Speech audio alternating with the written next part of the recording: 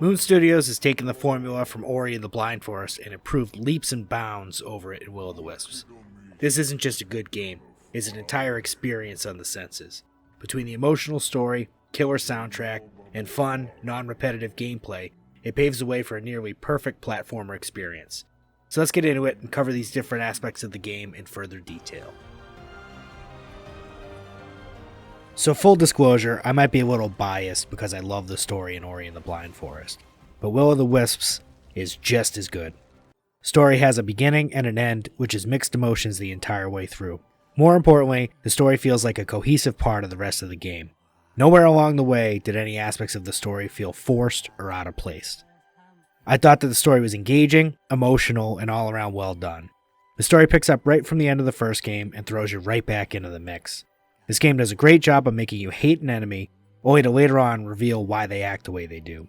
It causes you to second guess all the bad guys in other games that you've played and consider what the motivations behind their actions might be. It's a rare quality in a game, making you think about why the enemies are enemies, and realizing that they have an entire lifetime of experiences that shape them into the being that they are. Now, I'm not a classically trained musician by any definition of the term. I'm really not an expert at anything musical, but I do know when I like what I hear, and man, do I like what I hear. This soundtrack is top-notch, and it's one of the highlights of an already great game.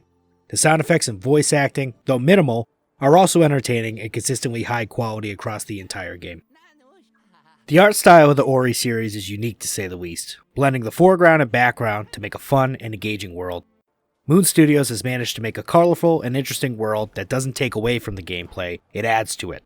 The art style is consistent across the entire game, the animations are clean, and the color scheme works well with the rest of the graphics.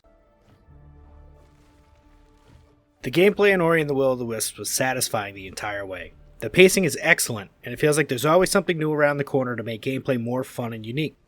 Moon Studios also does a great job of fusing 2D and 3D world design to add depth to the game while still staying true to the platformer genre.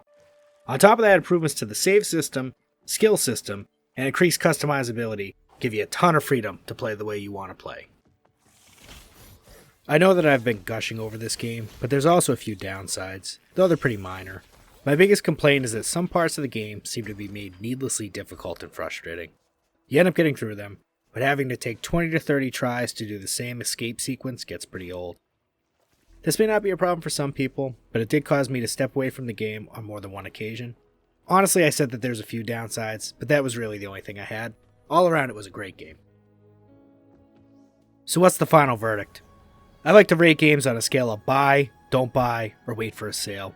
And this one's a definite buy. If you already subscribed to Xbox Game Pass, it's going to be included, so there's no excuse for not trying it. I took my time during the playthrough, and I capped out around 12 hours, so you can't even use time commitment as an excuse to not play this game. It's one of those games that takes a tried and true formula and improves it in nearly every aspect. You don't get games like this often. I think everyone who plays the platformer genre needs to give it a try. Thanks everyone, this has been Jay from Laid Back Gaming with another review. If you enjoy my content, please like and subscribe, add a comment down below and let me know what game you think I should review next. I release videos weekly that focus on games available on Xbox Game Pass. I cover reviews, tips and tricks, guides, and everything in between. Thanks again, and I'll see y'all next time.